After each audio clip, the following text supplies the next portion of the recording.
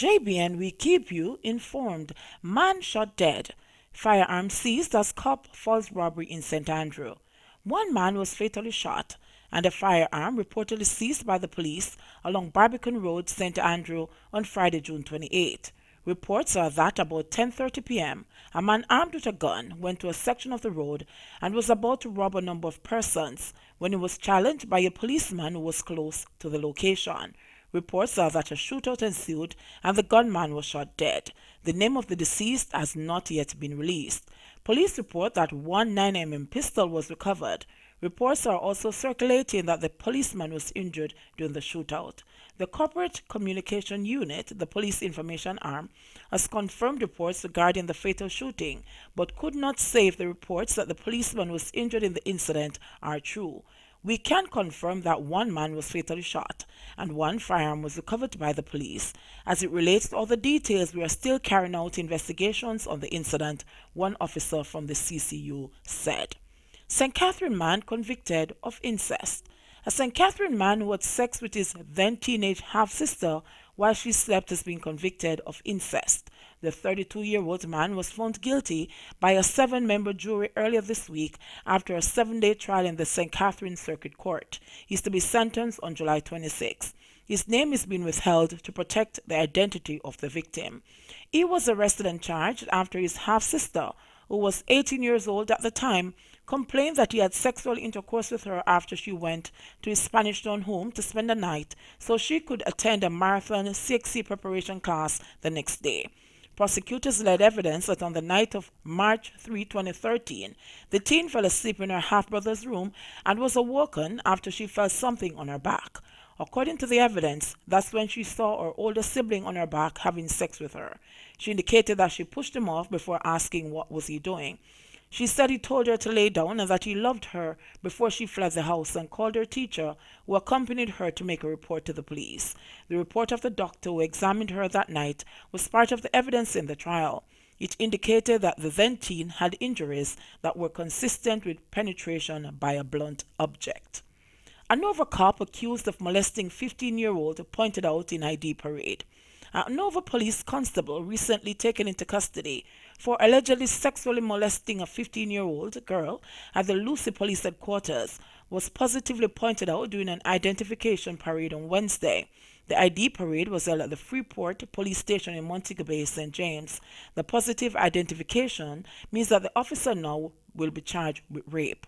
A senior officer stationed in Hanover said that the file was now being prepared for submission to the Director of Public Prosecutions for a ruling.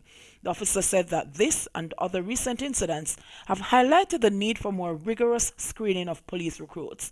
This is another disgrace within the Jamaica Constabulary Force, the disgruntled senior cop said. These young officers need to be screened a lot more before they are dispersed within the JCF. This particular officer is doing just over 2 years as an officer, and it is quite a shame that he got himself involved in such an illicit act. He is calling on the police commissioner, Anthony Anderson, to review the vetting process. We as senior officers need to break away from some of these so-called police officers who constantly put the JCF in disrepute, the officer added. Our police commissioner needs to put a process in place where these officers are properly vetted and screened before we just pile them up within the force. Detectives attached to the Center for the Investigation of Sexual Offences and Child Abuse, CISOCA, and the Inspectorate of Constabulary had previously launched an investigation into the allegations against the accused constable, who is attached to the Lucy Police Headquarters. Reports are that the 15-year-old girl was brought to the Lucy Family Court last Wednesday by her mother. She was remanded by the presiding judge, who also ordered an evaluation to be carried out on the teen. Later that afternoon, the child was brought back from the courthouse to the Lucy Police Headquarters, where she was placed in a holding area. The following morning, the child made a report to an officer at the station that during the night, the accused policeman allegedly came into the cell and had sexual intercourse with her against her will. The incident was immediately reported to CISOCA and the Inspectorate of Constabulary. St. Catherine Police appealed to persons of interest to come in. The St. Catherine South Police have renewed their appeal for 8 men listed as persons of interest to report to them.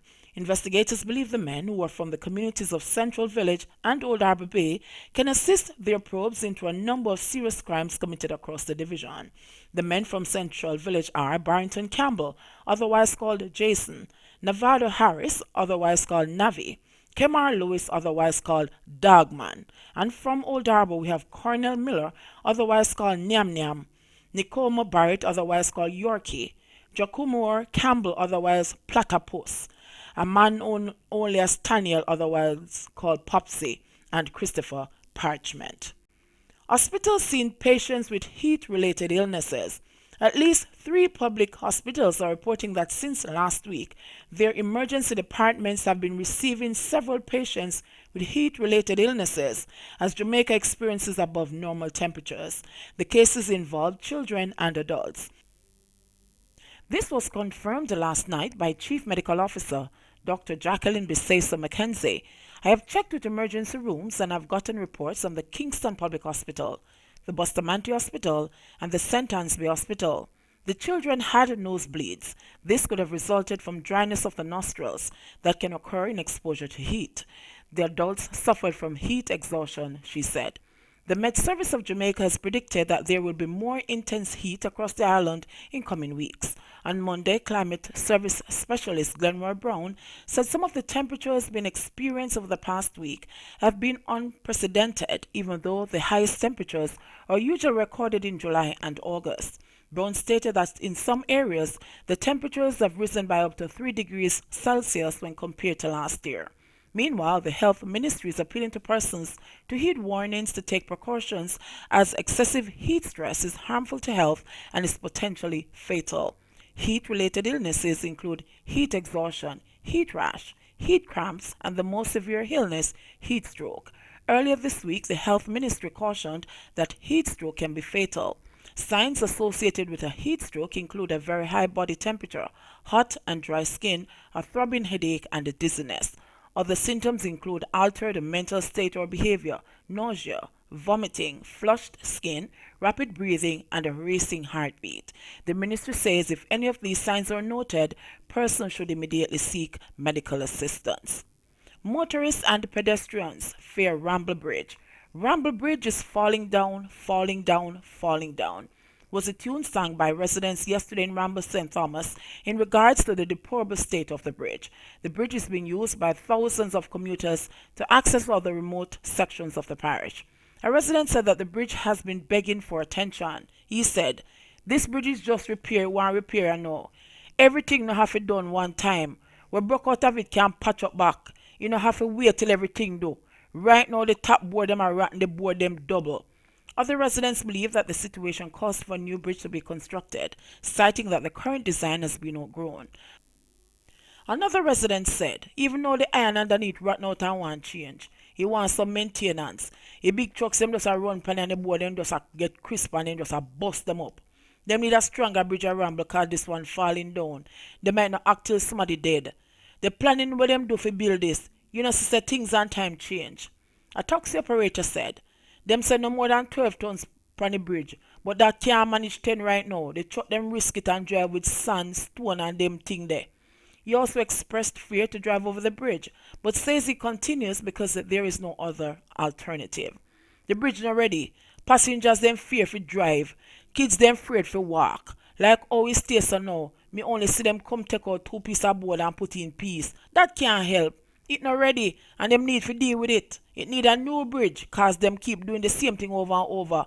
The part that connects the bridge to the other side rotten out. That is danger. The residents have also taken issue with the infrastructure in the area and complain about darkness at nights. You're so dark and anybody can come and drop right over. After certain hours you better have a flashlight. Anybody trip likely to drop over the bridge.